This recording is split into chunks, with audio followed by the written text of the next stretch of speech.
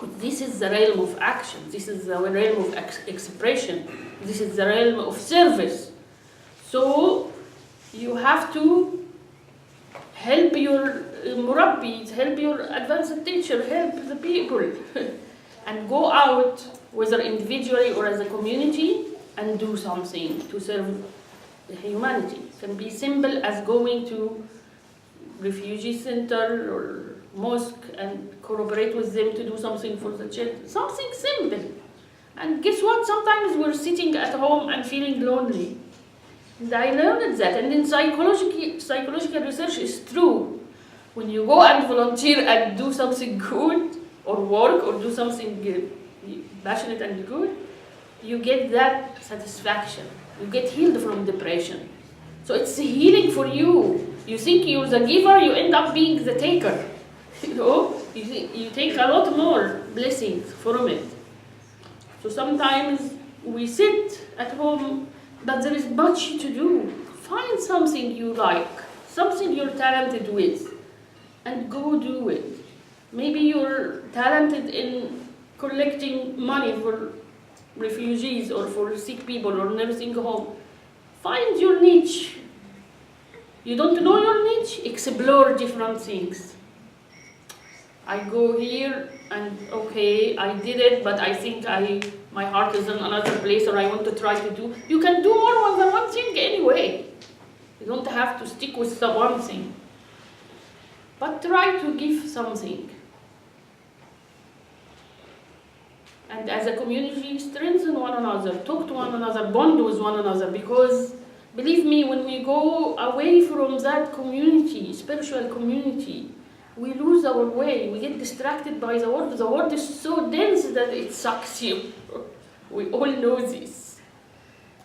And that's why the Quran says, وَاصْبِرْ نَفْسَكَ مَعَ الَّذِينَ يَدْعُونَ إِلَى اللَّهِ بِالْغَدَاةِ وَالْعَشِيِّ. Like you have to persist, make the effort, persist, وَاصْبِرْ نَفْسَكَ, like with patience and persistence. Try to seek those who remind you with Allah and be with them. Because that's what will give you the strength, the inspiration to go and change. Change first yourself, when you will be able to change the world. If everyone do a small effort, then it's the ripple effect. Then things will start to shift. But it is easy for us to complain, and we all guilty of it, of the government and of the ruler. But we're partially correct, but partially we are all part of this responsibility, because there is a hadith that the Prophet ﷺ said, if you're away from Allah, He will appoint a ruler to rule you who is away from Allah, because He comes from among the people, you know. And if you correct yourself to Allah, then your leader will be also like that. So it's kind of mirroring. And some people say we are going through this difficult time. Probably every people at every era said this is the most difficult time. But this difficult time is also a good thing in disguise, because it's an opportunity to be refined. It's an opportunity to understand, to do something more. Otherwise, we're sitting oblivious of what is happening in the world. But these moving things, there are people who reject the refugees, there are people, it moves your heart.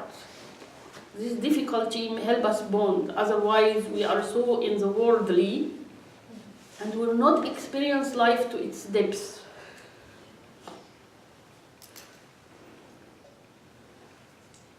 Like, people in difficulty, that's why it's sometimes a blessing, and we need it as a human being. In difficulty, people come together and they experience that which is worthy to experience. Without it, they are just strangers. They don't experience the full meaning of humanity. And that gives you a chance to become the full human being with creativity, intellectuality, imagination, feelings, and action, sensuality. You have to translate that into action. Sometimes you start by the action and or the sensuality and you stay there. But if you go this free inner work, then you integrate that, then you come to do the action from that place to serve Allah, to become the representative of Allah, to carry the message. And carry the message can be in many ways. To share, yes, the knowledge, the bath, that's one way. And sometimes it's this tempting that we all want to do that, but there is much more to do. And Sidi was not only that teacher who give knowledge or teach. He never abandoned for the sake of that glory of teaching the real work that he did, the orphanage. He will help people across the world.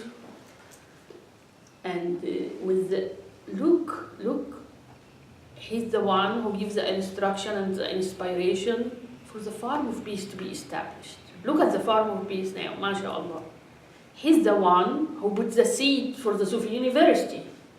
He's the one who puts the seed for the land. And he has a vision for every group that working on that project to strive for. So he did not just be the teacher and enjoying that, being the teacher and people revering him, loving him. He did work. He was a visionary. And that's what we need to do. We need to carry his message.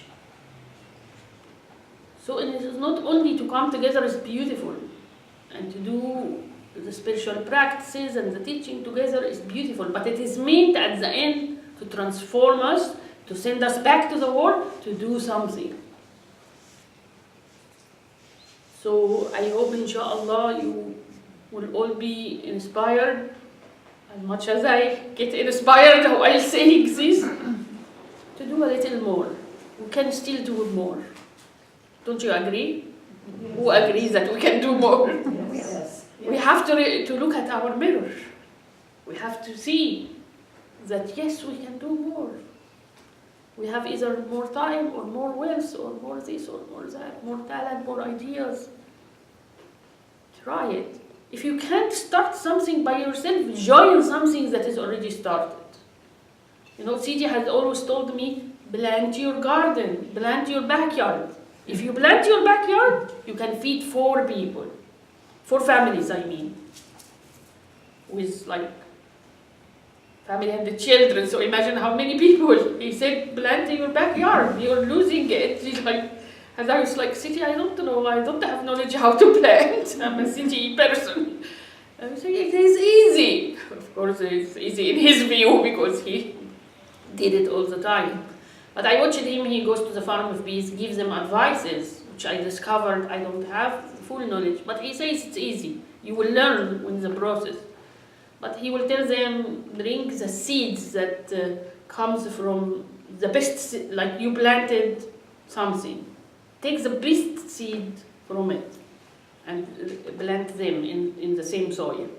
That will help it flourish more than getting seeds from someplace else. Of course, initially you have to get it from someplace else, but from a local farm or something like that. So he encouraged people to farm, to dig a well. And I found that pattern in every Sufi sheikh. Every Sufi sheikh had instructed people to plant and to have pure source of water and things like that. They have a vision. So we have to carry that vision. And the reason I mentioned the farming and planting was for a long time I just kept on this imagination. I want to plant, but I don't know how. Until that friend of mine came and said, instead of getting you a cake, I'm going to help you plant. What a great gift. She planted for me a few herbs and she said I can continue to do that. But I came to read about this group of people who are passionate about purifying our food because it's being corrupted. And they volunteer to do that work for people who are not able to do it because of no time or health issues. But they have the land, they have a backyard. So now I'm gonna try. They are in Orlando, so I'm gonna try to connect with them. I just came across this article, and they keep bringing young people, volunteers, because there is joy that people experience farming, and there are some who love it. So they say, okay, you just bring the seeds. This is this. We will do the work. That's amazing. So there is much we can do. Find what you could do and do it. Try to make new connections, new people will inspire you. Join something that is already started and do it with them. Learn from their experience. Well, Hazem was telling me that they are doing work with refugees. If you feel inspired, ask him about it. Join it. Your heart is going through something else, do it. So, we have to transform what we learn to actions, inshallah. May Allah help us and inspire us. We have until what time? About 15 minutes. Okay.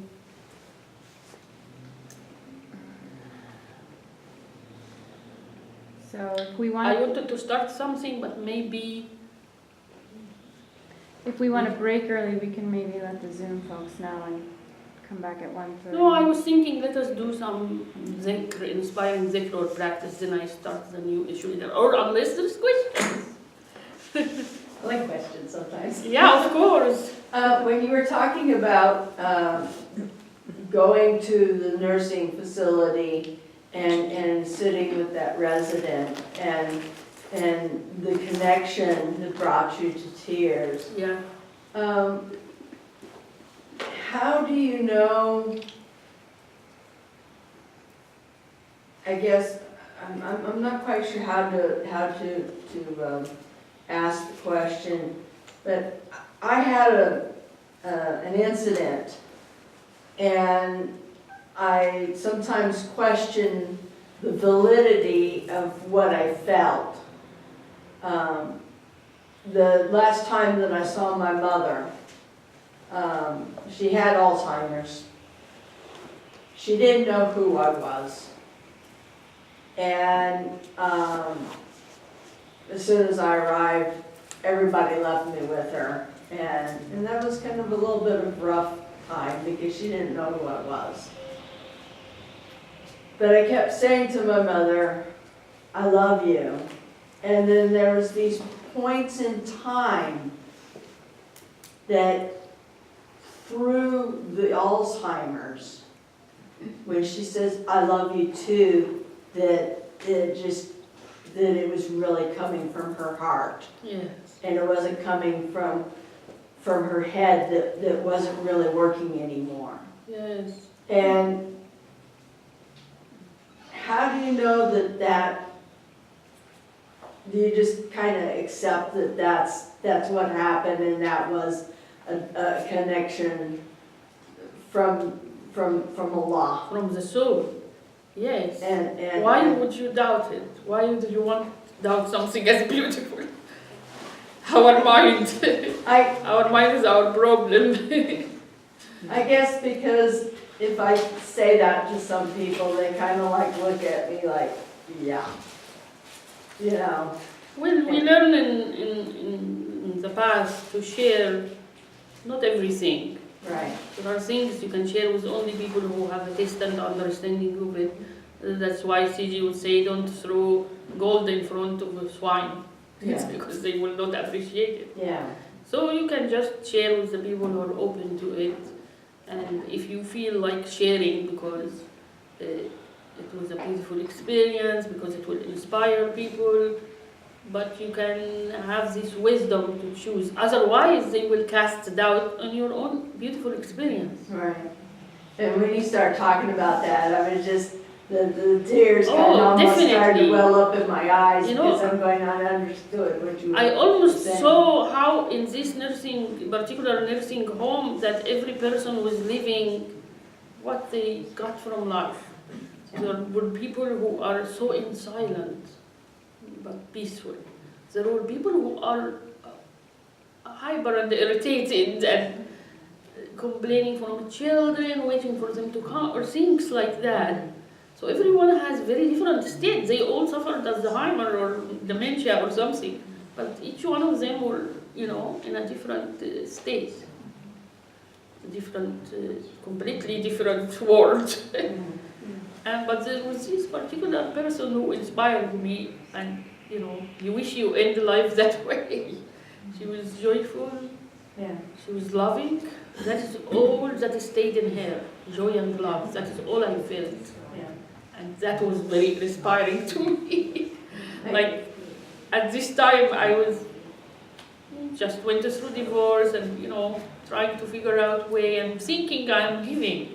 But I have given this experience of pure love, and that she gave me that, this is really what we want in life. This pure humanitarian love and appreciation. We did something simple for her. We didn't cure her disease or anything. We were just doing picture frames and colors. But she was overjoyed. No? So why should we doubt the beauty of what we felt? The beauty of what we lived. It's an existential experience for you. Don't let others cast doubt in it and destroy it for you. Because it was real. It was real when you lived it. Yeah. So sometimes when you talk with unwise people, they can make you, doubt yourself, doubt your existential experience that you lived.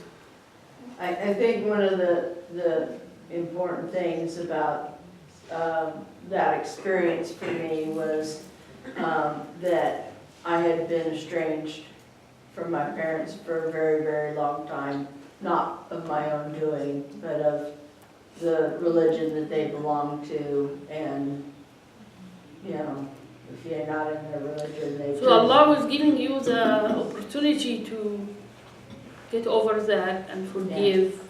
You see, I was... and I felt we had done that. I just felt like we had made peace with each other, because that was... Beautiful. That was like the last week that I saw her. Yeah, alive, mashallah. so. That's a beautiful experience. Don't believe it. Yeah.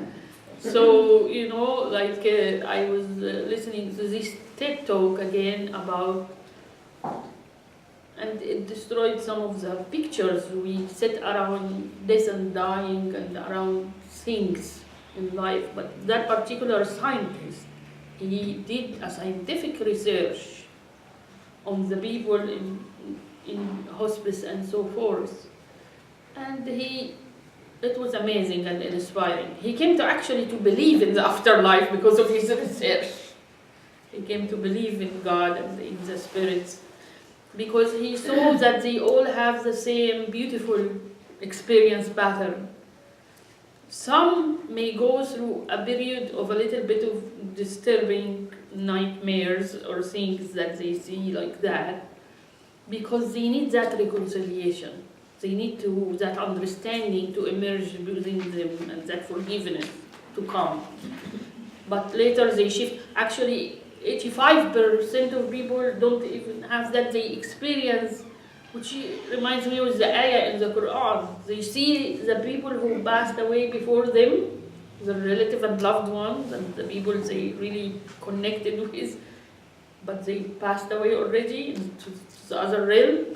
They come and they greet them and make them joyful and kind of prepare them, be ready. And it reminds me with the Quran ayah that says, فَسَلَامٌ لَكَ مِنْ أَصْحَابِ الْيَمِينَ. Like people will come to greet you. And there is those who are foremost who will go directly to actually be in the divine presence. So